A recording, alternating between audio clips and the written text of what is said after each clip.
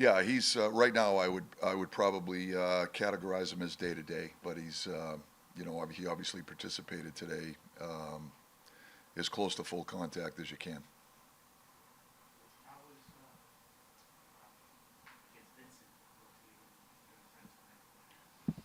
Vincent? Vincent too. I thought he looked good today. It's first time seeing him up close, but he looks like he has decent puck skills. He has good size. So I thought for the first practice, it's not an easy thing just jumping into a brand new team like that, and you know. But I thought he executed pretty well in some of the drills that we were doing, and maybe the biggest thing that jumped out at me was just his ability to move the puck, and I think that skill set will certainly help us. You have a unique situation with him because you have the one more game remaining before the break. We have a bunch of practices this week. You'll have more practices coming out of the break leading into the restart. So is it almost like a mini training camp for him? Is this beneficial for him in certain ways because he'll get a number of practices with the team before he's Yeah, for sure it will be, because it'll give him an opportunity to spend some time with coaches, going through some of the details and how we're trying to play the X's and O's of strategy, the team strategy, so to speak, that might be a little bit different than where he came from. So from that standpoint, I think it will be a huge help. He'll get some reps in practice. He'll get an opportunity to get to know his teammates, and then he'll have an opportunity to spend some time with Quinny in particular, coaching the defenseman, in some of the details of how we're trying to play. When you talk about defenseman like that, was 23. How much development might be important for Instead? Well, I think development's important at any age, and obviously he's young and has a lot of his career ahead of him, and so from that standpoint, I think it's exciting when you can add younger players like that to the mix, and and we'll see where it goes. But he's obviously a young guy that has been fairly sought after.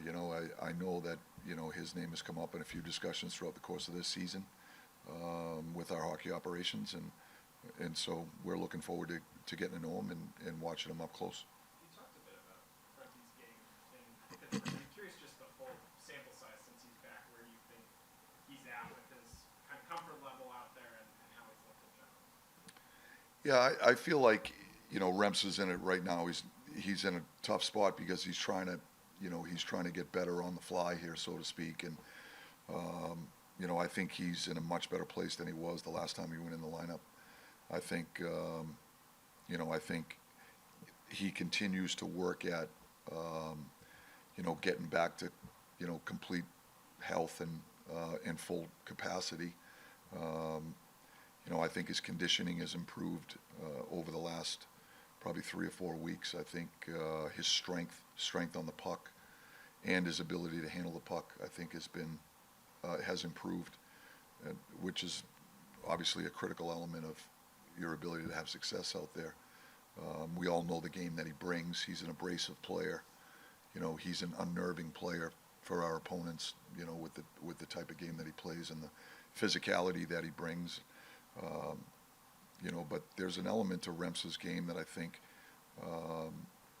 that I think we can tap into moving forward. That being, his ability to execute plays with the puck and things of that nature, just his decision making, making sure that he executes wall plays, he gains lines, he's a predictable player for us, so that he can disrupt and he can create momentum for our team, and that's really the kind of the expectation. That's what we've defined for him, and we're trying to work with him through some of the different areas of his game to help him get there. From a general standpoint, just how beneficial is it to have these three practices, just given the type of schedule? Yeah, we've played a lot of hockey, as you guys know, and we just went through a stretch where we played 4 games in 6 nights, and it seems like I could almost say that every week. The condensed schedule this year has been a challenge, and we've played amongst the most in the league at this point, and so we're going to try to. We've built a game plan here over the next 3 days.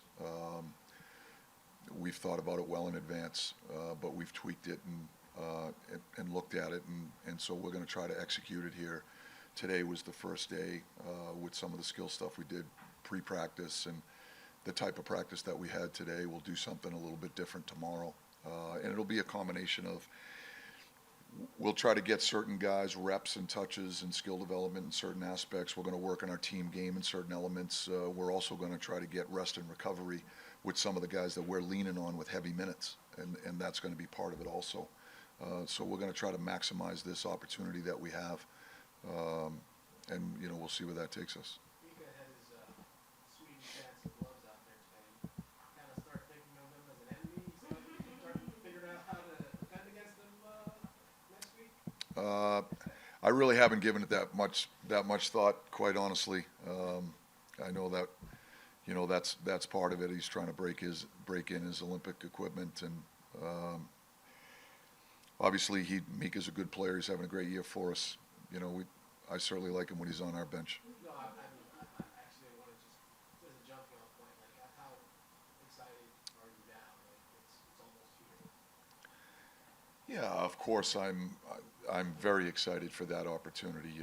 It's an incredible honor to have the chance to be the head coach of the U.S. Olympic team. When I say that, it gives me chills.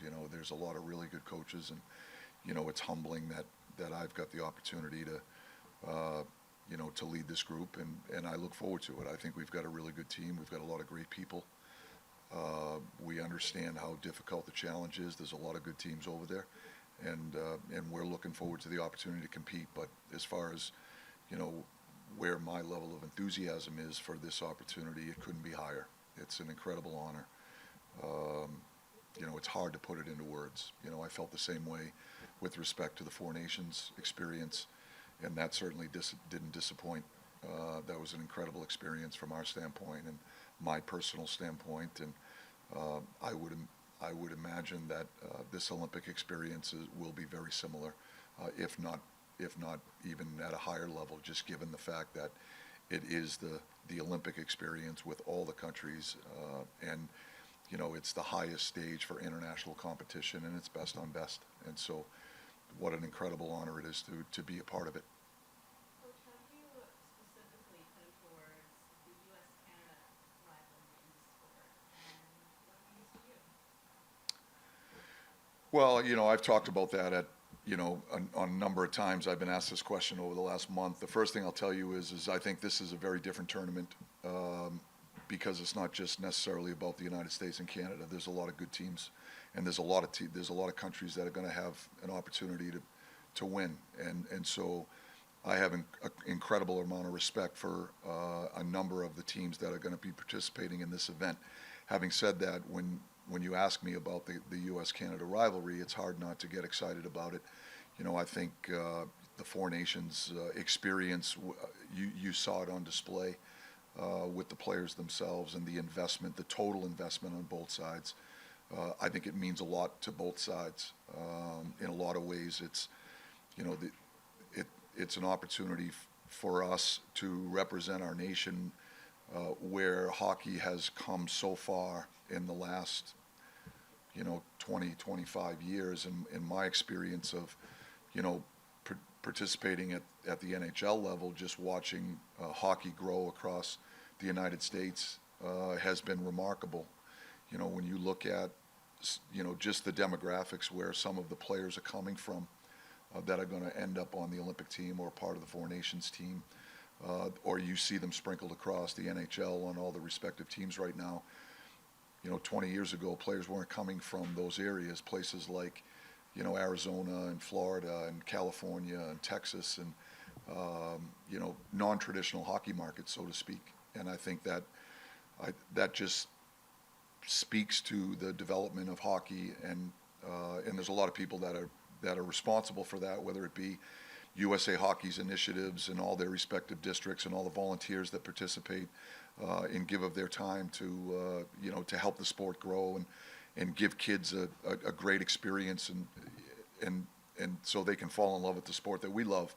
I think the NHL has had a huge influence on it with some of the expansion and going into some of these non-traditional markets and inspiring the next generation of young players. And so there's a lot of people I think that are responsible for it.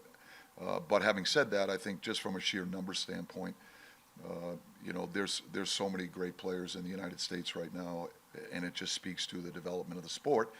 And I think when you participate in these types of events, it's an opportunity, to compete at the highest level where we feel as though our country is as good as any country in the world with respect to hockey, and how well it's played, and the types of players that we can put on the ice that can represent our nation.